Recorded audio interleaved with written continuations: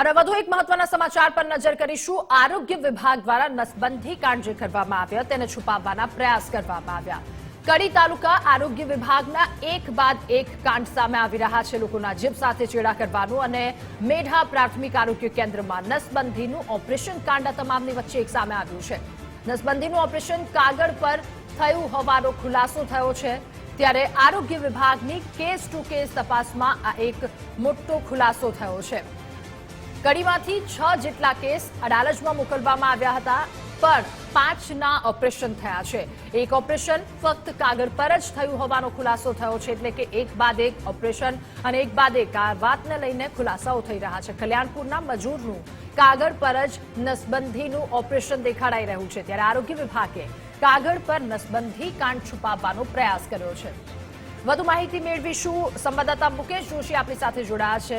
મુકેશ, આરોગ્ય વિભાગ આ કાંડ છુપાવવાનો પ્રયાસ કરી રહ્યું હોય એ પ્રકારની પરિસ્થિતિ દેખાઈ રહી છે નસબંધીનું ઓપરેશન કાંડને લઈને।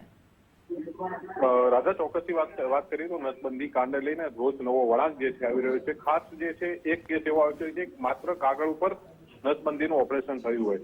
કડી તાલુકાના મેઢા પ્રાથમિક આરોગ્ય કેન્દ્રની અંદર આ કાંડ સમગ્ર થયો પ્રકારની માહિતી હાલ પ્રાપ્ત થઈ રહી છે। આરોગ્ય વિભાગની કેસ ટુ કેસ હાલમાં જે નસબંધી કાંડ આવ્યા બાદ તપાસ હાથ ધરાઈ રહી છે, જેમાં સમગ્ર મામલે જે છે ખુલાસો સામે આવ્યો છે। આરોગ્ય વિભાગે કાગળ ઉપર નસબંધી કાંડ છુપાવવાનો પ્રયાસ કર્યો એ પ્રકારની વાત જે છે જાણવા મળી રહી છે। કલ્યાણપુરાના મજૂરનું કાગળ ઉપર નસબંધી થયો ઓપરેશન થયું એ પ્રકારની વાત સામે આવી છે। કાગળ ઉપર ઓપરેશન કાંડમાં તાલુકા હેલ્થ ઓફિસર હવે કાર્યવાહી ખાસ જે છે કરવામાં આવશે અને કડી તાલુકામાં આરોગ્ય વિભાગના એક પછી એક ફોફાળા સામે આવી રહ્યા છે। કડીમાંથી કુલ 6 કેસ અડાલજ મોકલ્યા હતા, જેમાંથી 5 જ ઓપરેશન થયા હતા।